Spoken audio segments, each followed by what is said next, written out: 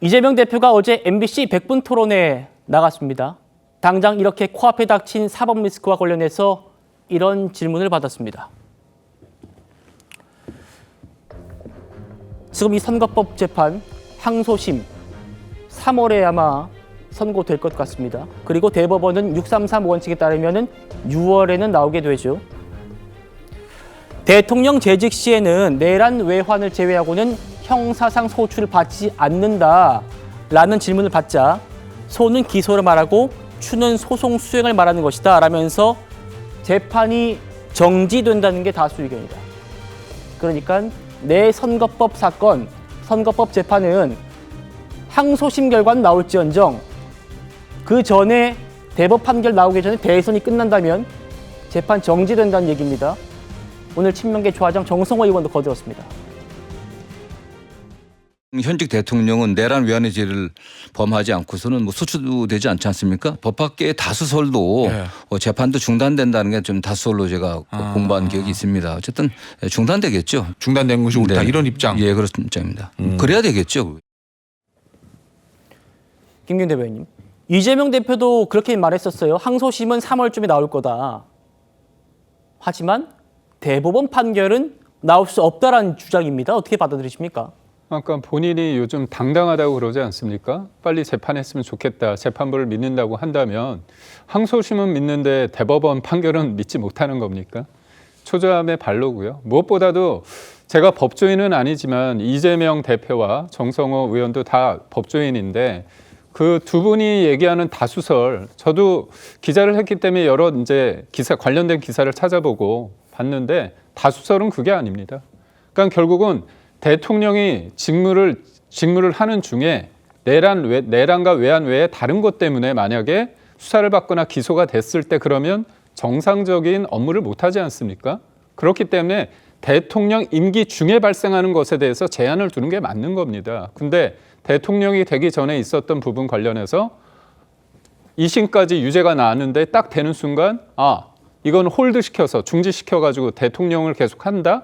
그러면 대통령은 법 위에 있는 겁니까? 그게 아니지 않습니까? 법 위에 모든 사람들은 평등해야 되는 게 원칙 아닌가요? 본인이 말하는 대동세상, 그게 그런 거 아닌가요? 왜 본인은 굉장히 예외적으로 그렇게 얘기하고 있죠? 그래서 어떤 얘기를 할 때 본인이 당당하다고 하고 초조하지 않는다고 생각하면 저 같으면 그럴 것 같아요. 대선 전에 빨리 대법원 판결도 내려주십시오. 저 너무나 억울합니다. 계속 국민들이 의혹의 시선을 보고 있습니다. 저 선거에도 도움이 안 됩니다. 본인이 더 탄원서를 내야 되는 상황입니다. 근데 지금 도리어 지금 은연중에 얘기를 하고 있는 겁니다. 제일 중요한 게 뭐냐면 헌법 84조 부분이 헌재에서 넘어갈 때 헌재가 본인들 입맛에 맞게끔 구성을 하기 위해서 아까 복귀왕 의원 같은 분들이 그런 법안까지 내고 있는 겁니다. 예, 작년에요.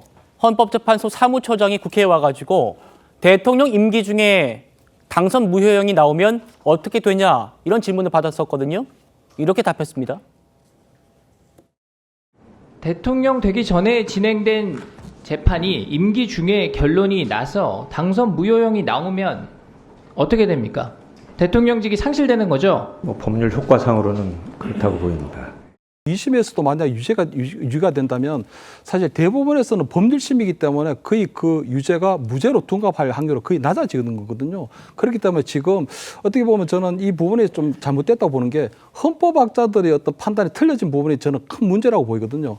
아니 2017년도에 그때 홍준표 후보의 재판에 있어서는 유죄 확정 시에 대통령직을 상실한다고 하는 저 많은 헌법학자들이 왜 이재명 후보에 와서는 그 입장이 달라지느냐는 거죠. 그렇다면 저 헌법학자들도 헌법과 법률에 따라 판단하는 게 아니고 본인이 가지고 있는 정치적 성향에 따라 헌법을 자의적으로 해석할 수밖에 없다는 부분이거든요. 예. 그렇기 때문에 저는 이 헌법학자들이 홍준표 후보 때와 이재명 대표와의 이 관계에 있어서 다른 견해를 보인다는 것 자체가 헌법학자들의 어떤 권위나 어떤 신뢰를 완전히 상실할 수밖에 없다는 생각이 들고요. 두 번째는 어쨌든 국민의 법 감정에 맞아야 되거든요. 1심과 2심이 유죄가 유죄된다면 어쨌든 대법원에서 이 최종 어떤 결론이 날지는 모르겠지만 어쨌든 이 대법원 판결 나기 전까지 무죄 추정 원칙이라는 적용이 되지 않는 부분이 있고 저는 궁극적으로 볼 때는 법 위에 국민들이 있는 거거든요. 만약에 조기 대선 치러지고 이재명 대표가 만약에 2심까지 유죄가 된 상태에서 대선에 나오게 된다면 그 부분에 있어서는 저는 국민들께서 현명하게 그런 부분들까지도 판단할 것이다. 이렇게 예, 봅니다. 알겠습니다. 국민의 목소리 들어보시죠. 이미 이재명 대표는 전과 사범입니다. 현재 8개 사건에서 12개 혐의로 5개 재판부에서 재판을 받고 있습니다. 그런데도 어제 MBC 100분 토론에 나와 구체적으로 뭘 잘못했냐가 우겼습니다. 존재 자체가 형법 교과서인 사람이 본인의 혐의조차 전면 부정하고 있습니다. 뭐 눈에는 뭐만 보인다더니 무슨 자격으로 범죄 정당 운운합니까? 김경희 대변인 어떻게 말씀 주실까요? 그러니까 저는 이재명 대표가 항상 본인들이 불편하거나 불리하면 상대를 공격하거든요. 누가 뭐래도 이재명 대표는 전과 4범 아닙니까? 그리고 12개 사건에 8개 사건에 12개 혐의로 5개 재판을 받고 있지 않습니까?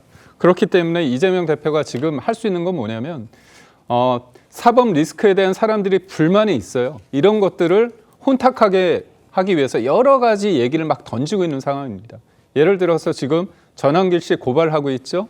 그다음에 특검도 얘기하고 있죠. 그다음에 탄핵은 역풍이 불까 얘기를 못하고 있지 않습니까? 그리고 본인을 위해서 위인설법도 하고 있죠.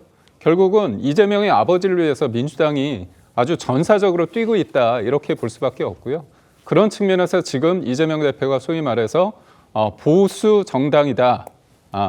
그런 중도 보수다 이렇게 얘기하는 예. 것조차도 본인의 사법 리스크를 줄이기 위해서 가리기 위해서 혼탁하게 만드는데 가장 중요한 어떤 메시지가 아닐까 그런 생각을 해봅니다.